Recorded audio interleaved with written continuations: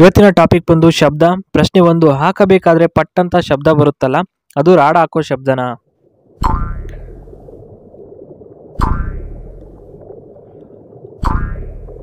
ಉತ್ತರ, ಅದು ಹಾಕೋ ರಾಡ್ ಶಬ್ದ ಅಲ್ಲ. ಹೊಟ್ಟೆಗೆ ಹೊಟ್ಟೆ ಟಚ್ ಆಗುವುದರಿಂದ ಅದು ಜೋರಾಗಿ ಶಬ್ದ ಬರುತ್ತೆ ಅಷ್ಟೆ. ಪ್ರಶ್ನೆ 2, ಹುಡುಗಿಯರಿಗೆ ಹಾಕುವಾಗ ಶಬ್ದ ಜಾಸ್ತಿ ಬರಲ್ಲ, ಏಕೆ? ಹಾಗೂ ಅವರಿಗೆ ಜೋರಾಗಿ ಮಾಡಿದ್ರೆ ಬರುತ್ತಾ?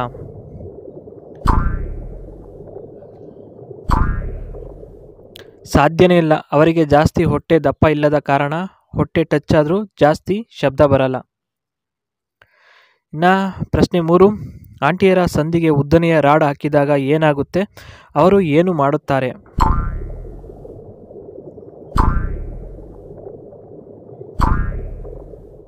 ರಾಡ್ ಹಾಕಬೇಕಾದ್ರೆ ನಿಜಕ್ಕೂ ಈ ಸುಖ ಮತ್ತೆ ಇನ್ಯಾವುದರಲ್ಲೂ ಸಿಗಲ್ಲ ಅನ್ನೋ ಥರ ಇರುತ್ತೆ.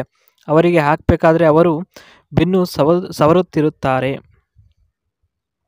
ಪ್ರಶ್ನೆ 4, ಹುಡುಗಿಯರಿಗೆ ಹಾಕಬೇಕಾದ್ರೆ ನೋವಾಗುತ್ತೆ ನಿಜ, ಆದರೆ ಆಂಟಿಯರಿಗೆ ಹಾಕಬೇಕಾದ್ರೆ ನೋವಾಗುತ್ತಾ ಅಥವಾ ಸುಖ ಸಿಗುತ್ತಾ?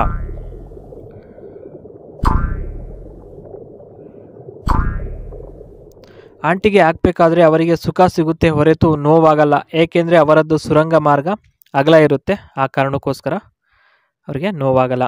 ಪ್ರಶ್ನೆ 5, ಹುಡುಗಿಯರಿಗೆ ಎತ್ತಿ ಜೋರಾಗಿ ಸರ್ರ್ ಅಂತ ನುಗ್ಗಿಸಿದಾಗ ರಾಡ್ ಏನಾಗುತ್ತೆ ಗೊತ್ತಾ?